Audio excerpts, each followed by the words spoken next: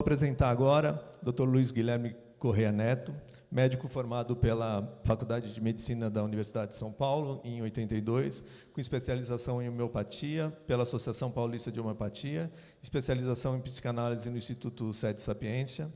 Participou nos anos 80 da implantação das primeiras experiências de destatalização da medicina da família no ERs 12, foi professor da disciplina de Atenção Primária e Saúde da Faculdade de Medicina da USP, da disciplina de Ayurveda do curso de Naturologia das Faculdades Embi e Morumbi, do curso da pós-graduação de Bases de Medicina Integrativa do Hospital Israelita Albert Einstein e do curso de capacitação em Yoga do IEP.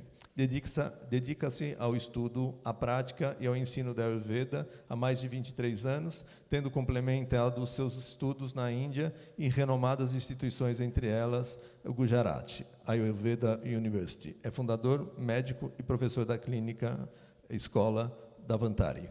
Com vocês, Dr. Luiz Guilherme.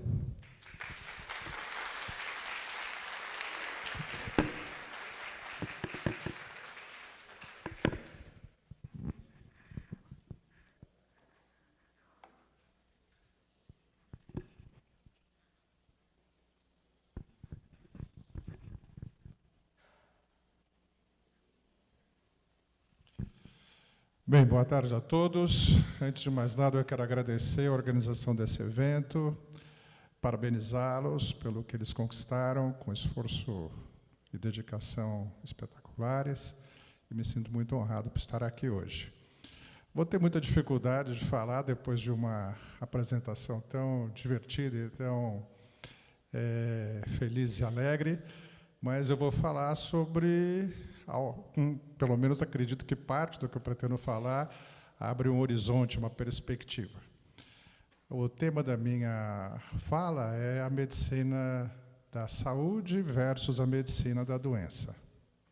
E para que vocês possam entender o significado dessa afirmação, dessa palestra, eu preciso remeter um pouquinho a uma história muito, muito antiga. A gente tem que voltar um pouco para o passado.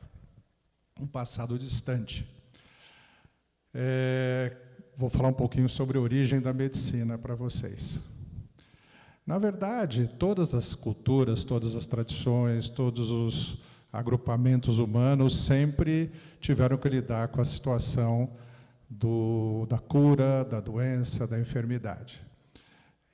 Essa prática era designada a algum representante do grupo social, xamãs, pajés, feiticeiros, curandeiros, e eles tinham suas práticas específicas. A gente não pode chamar isso exatamente de medicina. São esforços no sentido de aliviar o sofrimento, usando recursos da magia, da conexão com as divindades, com os deuses, enfim. Quando que surge, de fato, a medicina? Na perspectiva nossa aqui do Ocidente, nós atribuímos a origem da medicina aos gregos. A gente fala na medicina hipocrática, que depois evoluiu para a medicina galênica e assim por diante. Mas eu quero dizer para vocês que não foi bem assim. A medicina não começou na Grécia, a medicina é anterior à Grécia. A medicina, como nós conhecemos, como ciência, ela é o produto de um esforço de alguns milênios. Durante aproximadamente 2 milênios, os sábios da Índia se dedicaram a discutir o tema da saúde e da doença. E, por volta do ano 600 a.C., produziram o primeiro livro de medicina da história da humanidade. Esse livro, ele chama-se Agnivesha Tantra. E ele foi escrito 300 anos antes de Hipócrates. O que é interessante nesse livro é que ele é constituído e dividido em tomos, onde vocês encontram todas as disciplinas da medicina. É um tratado que contém anatomia, fisiologia, etiopatogenia, fisiopatologia, semiologia, propedêutica e terapêutica, evidentemente não com esses nomes gregos, mas os seus equivalentes em sânscrito. Então, nesse livro, ele é dividido em tomos que tem Rechana, anatomia, Kriya, Sharira, fisiologia, Nidana, etiologia, Samprapti, fisiopatologia, e assim vai. Muito bem. Esse livro inaugura a medicina. E para poder falar da medicina, como ela era exercida naquele tempo, quais eram as ideias, os conceitos por trás dessa prática, é necessário, então, remeter ao que se propunha o autor desse livro. Nesse livro está explicitado que os objetivos da medicina são 4. O primeiro deles é manter a saúde de quem tem. O segundo deles é promover, melhorar a saúde de quem tem. O terceiro é evitar as doenças, preveni-las. E o quarto é, quando tudo isso fracassou, tratar as enfermidades, tratar as doenças. Muito bem. É importante tocar nesse assunto porque a ordem de apresentação dos objetivos, na forma como a literatura na Índia antiga era escrita, revela a importância de cada um desses objetivos. Na tradição da escrita da cultura védica, quando você enumera alguma coisa, o primeiro a ser enumerado é o mais importante. Então, eles chamam isso de para. O que é secundário é chamado de apara, ou subordinado. Então, manter a saúde é a primeira coisa que a gente tem que fazer, que significa o mais importante, ou o principal, o para. Isso vale para qualquer outro tipo de ciência ou conhecimento dessa tradição cultural. Quando vocês virem alguma coisa enumerada, saibam, por exemplo, que a primeira coisa mencionada é a mais importante. Por exemplo, existe uma ciência muito próxima da medicina na Índia, que não é medicina, mas também é um shastra, também é uma ciência a partir de uma base filosófica, que é chamado de yoga. O yoga, vocês, quem conhece yoga, quem pratica, sabe que ele é dividido em 8 angas, em 8 tempos, 8 aspectos. O primeiro aspecto é o mais importante. O primeiro aspecto é chamado yama. Os yamas são 5, e o primeiro yama dos 5 yamas é chamado ahimsa, ou não violência. Então, o que é mais importante no yoga? A não violência. Isso vale para qualquer ciência ou sistema filosófico que a Índia nos deixou como legado. Voltando à medicina, então, fica estabelecido que o objetivo original da medicina é manter a saúde de quem tem. O segundo objetivo é melhorar a saúde de quem tem. O terceiro objetivo, evitar as doenças, e o quarto objetivo é tratar o doente, quando a doença está instalada. Agora a gente dá um pulo aí de 2.500 anos e vamos para o presente. O que nós encontramos hoje em relação à prática médica? Ela dedica-se a ensinar as pessoas a manterem a saúde? Não. Ela se dedica a orientar as pessoas como promover a saúde? Também não. Ela se dedica a prevenir as enfermidades? Também não. Ela se dedica a tratar as doenças? Sim. Quando se trata de tratar as doenças, ela dedica-se a curar as doenças ou manter o doente vivo? Mas esse auditório está muito... auditório muito viciado. Está prontinho para ouvir o que eu tenho para falar. Tá? Exatamente. Né? Então, a medicina de hoje ela tem outros objetivos que a afastam da origem. Na origem, a medicina era uma outra ciência. E o que aconteceu? Claro, tudo isso tem uma longa história. Né? Originária na Índia, a medicina floresce na Grécia, e a partir de um contato com a Índia, Alexandre o Grande, ele chegou até a Índia, mas ele não quis conquistar a Índia. Ele era um grande helenista, ele adorava a Grécia, adorava, tanto que transformou tudo que ele conquistava em estados helênicos, né? Ele não quis colonizar a Índia, controlar a Índia, mas ele levou médicos indianos para a Grécia. E certamente esses médicos tiveram algum tipo de influência na medicina grega emergente 300 anos depois da autoria do aparecimento desse tratado que eu mencionei. Nesse tratado, o Agnivesha-tantra, vocês encontram escrito o juramento de Hipócrates, o que é a prova definitiva que essa influência existiu. Claro que não menciona os deuses do Olimpo, mas textualmente os objetivos, as intenções do juramento estão presentes já nesse tratado. Muito bem, dito isso, muita coisa aconteceu, passaram-se 2.500 anos e hoje estamos aqui com uma medicina que se dedica mais a tratar a doença, mas numa perspectiva principal que é manter o doente vivo.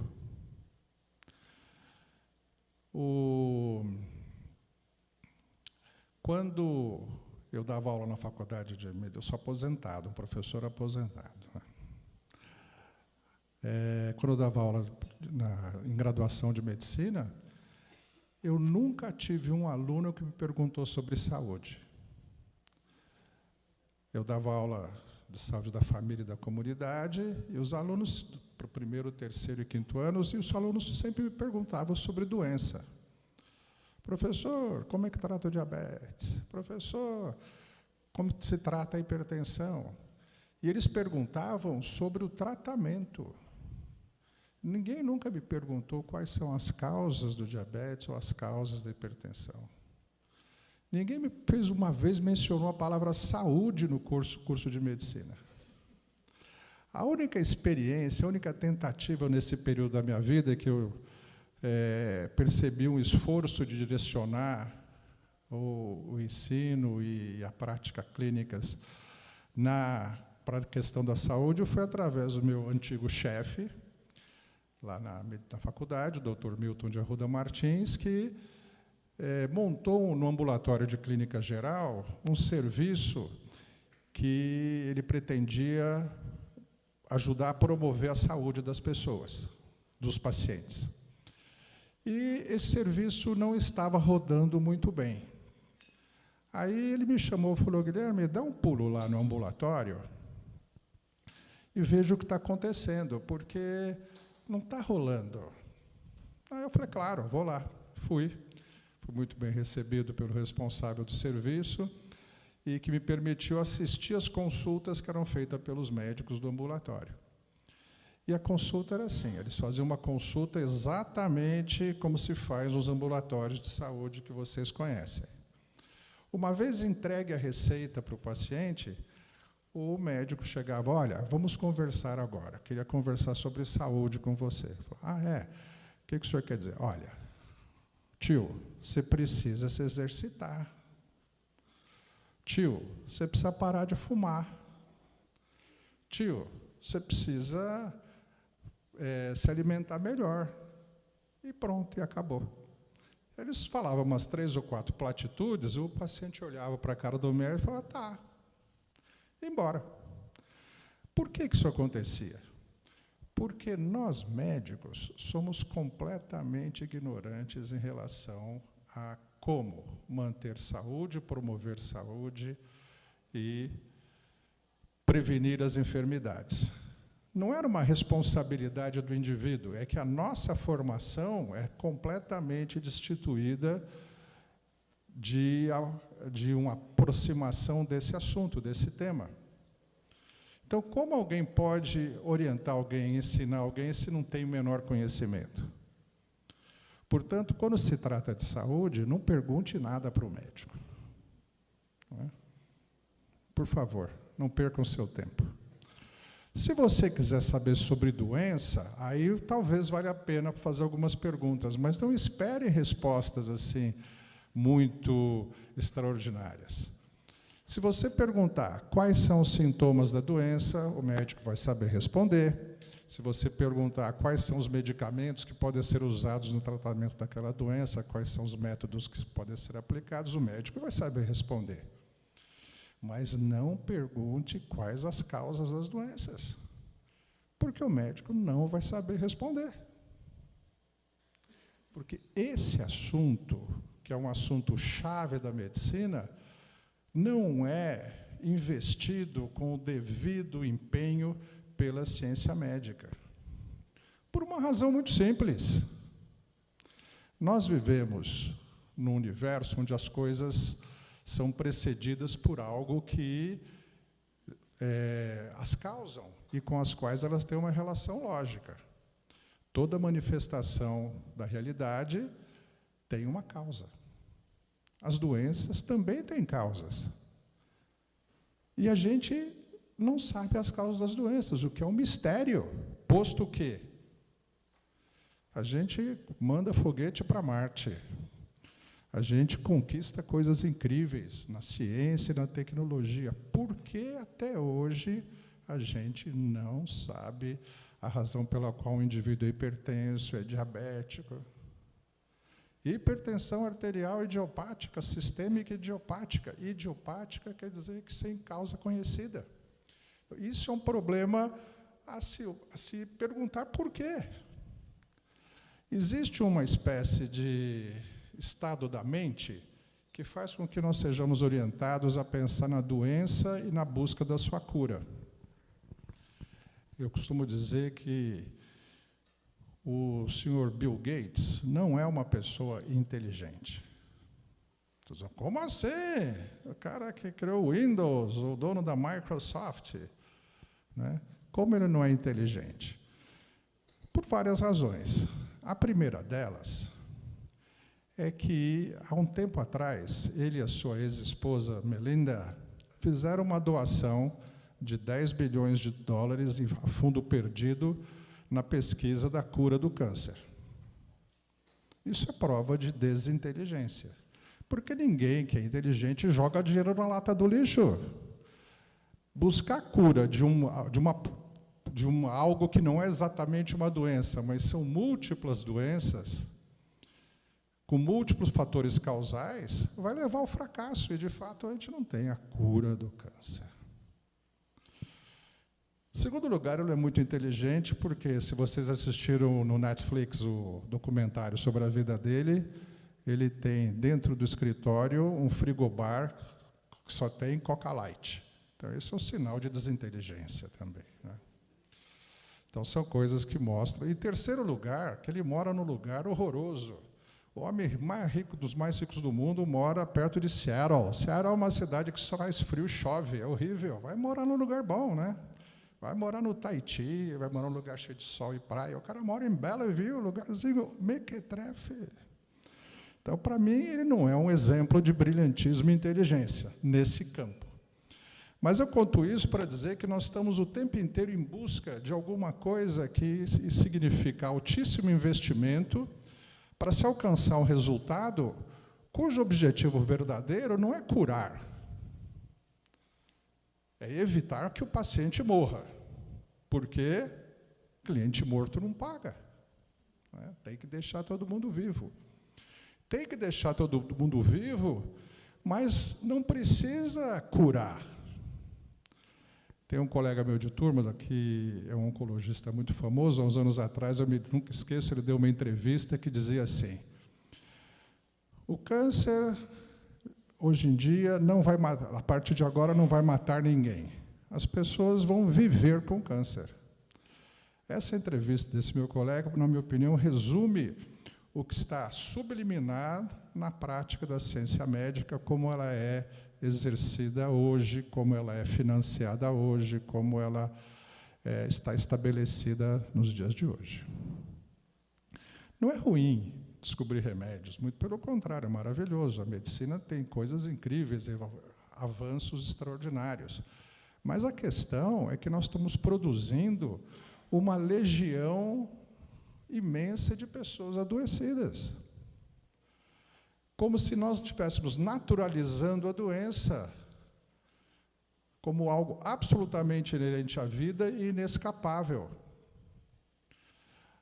A medicina tradicional da Índia nos ensina que as doenças são evitáveis. Algumas condições são inevitáveis. A fome, a sede, o sono, o envelhecimento, a morte são inevitáveis. Mas as doenças são evitáveis. Mas para poder evitar as doenças, nós precisamos identificar as suas causas. Sem saber o que evitar, como a gente pode evitar? Acontece que, no momento que você identifica as causas e evita as doenças, você quebra uma lógica de um sistema que se alimenta da doença e da enfermidade. O nosso estilo de vida conduz à enfermidade. Alimentação, ambiente degradado, condições de trabalho absurdas, sobrecarregadas, um nível de preocupação, de estresse gigantesco. Tudo isso apoiado por uma indústria química, uma indústria alimentícia e uma indústria farmacêutica que vão produzindo doentes aos borbotões. Dentro desse ambiente, que eu costumo comparar com uma sala como essa, em cada canto você encontra um desses representantes. Naquele canto está a indústria alimentícia. Vocês comem a gente come, né, aquelas coisas que eles produzem, a gente vai ficar doente. Aí a gente fica doente, a gente procura assistência médica lá. Mas a assistência médica é muito cara, então a gente vai ao plano de saúde ali. E aqui vai a farmácia e a indústria farmacêutica. E a gente não sai mais disso. Tanto não sai mais disso, que as estatísticas recentes do Brasil a respeito do adoecimento apontam que pessoas acima de 60 anos costumam ter, em média, 4,5 diagnósticos, tomam 4 medicamentos e fazem 6 consultas ao médico por ano. Essas estatísticas são do IBGE. E esses números aumentam na medida que a pessoa ultrapassa essa idade e vai ficando cada vez mais velha. Isso é compulsório? Isso é obrigatório? Isso é assim mesmo? Não, isso não é assim mesmo. Isso é o produto de desinformação de uma sociedade que explora as pessoas até o bagaço e de uma intenção de lucro por trás de tudo isso, de ganho material. Como mudar tudo isso? Bom, quando eles leram lá a minha experiência com minha formação, eu me formei há 43 anos e já saí da faculdade um pouco inquieto, porque eu percebi que tinha alguma coisa errada naquilo. Aí eu fui estudar outras coisas, fui estudar outros sistemas de medicina e de conhecimento, etc. E achava que eu ia ter que inventar alguma coisa diferente.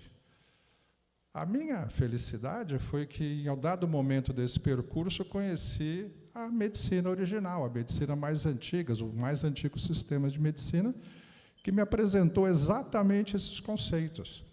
E me ensinou a identificar as causas das doenças, como evitar as doenças, como prevenir as doenças, como promover a saúde e como manter a saúde. Isso é um conhecimento extraordinário, porque ele é baratíssimo, praticamente gratuito, ele é acessível a todas as pessoas, ele é de uma simplicidade extraordinária, que qualquer pessoa pode compreender, só que precisa ser apresentado ao mundo moderno. Então, a gente faz um esforço para resgatar a medicina da saúde e abandonar a medicina da doença. É isso que a gente tenta fazer, né? Tudo bom, doutora Ana Sheila? Prazer em vê-la. Tá bom. Então, essencialmente, é isso que eu queria dizer para vocês. Doutor, a gente poderia chamar hoje o sistema de saúde como o sistema da doença, né? Rever até o nome do SUS para ver se o SUS não é também o sistema da doença. E por falar em SUS, quer dizer, eu sei que aqui está presente pessoas do brilhante SUS, que a gente sabe que o SUS dá importância que o SUS tem para o país, e como a gente gostaria de melhorar o SUS. E saber se hoje já existe essa conversa dentro do SUS para como levar e transformar. Meu pai também, ele era médico, psiquiatra, introduziu a psiquiatria infantil e trabalhava no Serviço de Higiene do Estado de São Paulo. E ele chegava em casa todo dia e falava, deviam mudar o nome da secretaria para a Secretaria da Doença. Então, eu queria saber se hoje já tem uma aceitação para estar essa nova orientação dentro do SUS. Bem, muitos avanços foram feitos nesse sentido.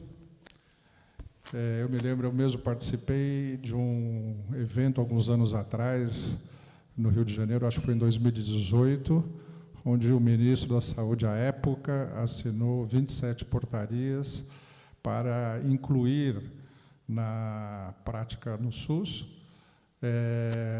diferentes práticas, digamos assim, que são chamadas de complementares ou integrativas, né? Então, no papel existe, mas o problema é colocar isso na prática, porque é um sistema que tem recursos limitados, né? Tem uma demanda altíssima, a gente tem que se orgulhar muito do SUS. Eu tive a oportunidade de viver a construção do SUS, né, na época. Eu sou dessa área da medicina preventiva, eu fiz residência em medicina preventiva. O meu preceptor era o Gonçalo Fecina, fundador da Anvisa, enfim, então sou dessa geração bem antiga, né? Então, eu sou fã número 1 do SUS. Mas exigir um pouco demais do SUS, principalmente porque os modelos, eles dependem muito do saber que é o saber dominante, esse é o saber médico. O próprio governo federal, ao incluir no SUS essas práticas, ele encontra uma resistência, inclusive de instituições médicas, como o Conselho Federal de Medicina, que não dão nenhuma validade a isso, né? Eu tive sempre um pé nos dois mundos, mas mais de uma vez eu fui tratado como um charlatão. Como você vai fazer medicina, curandeirismo, né? Então, nós temos, dentro da própria classe médica, uma grande resistência a essas mudanças. Claro que não é absoluta, tem pessoas que se interessam, que vão atrás e que acabam buscando fazer uma transformação, uma evolução, uma mudança no seu jeito de praticar. Mesmo em instituições bem estabelecidas, há esforços para trazer para dentro dessas instituições outras práticas. Eu sempre desconfio, né? Eu sou um senhor idoso, né? Então eu não posso me dar o direito à ingenuidade, né? Quando me chamaram para dar aula na pós-graduação do Hospital Albert Einstein, não é porque eu achava que, de repente, aquela instituição pirou para lá de Lou Reed, ficou alternativa, né? Não, eu sabia que era um nicho mercadológico importante para esses hospitais, essas instituições. Há muitos anos atrás, foi feito na USP uma pesquisa sobre como os uspianos, alunos, professores e funcionários se tratavam. E, para surpresa geral, mais de 60% buscavam outros métodos fora da medicina convencional. Então, também as práticas alternativas são um nicho mercadológico, né? Então, nesse sentido, abre-se uma brecha para elas serem aceitas, mas dentro de um viés que não é o mais importante, é mais uma coisa para se vender. Vender coisas, né? Quando, na verdade, a saúde é algo de responsabilidade do indivíduo e ele precisa simplesmente ser orientado como preservá-la, como cultivá-la. Então, eu não penso que o problema é apenas institucional, é um problema mais amplo da nossa cultura mesmo, da gente conseguir fazer as pessoas entenderem que saúde é algo que depende do seu trabalho sobre si mesmo, do seu esforço, e para isso você precisa ter informação, conhecimento e orientação.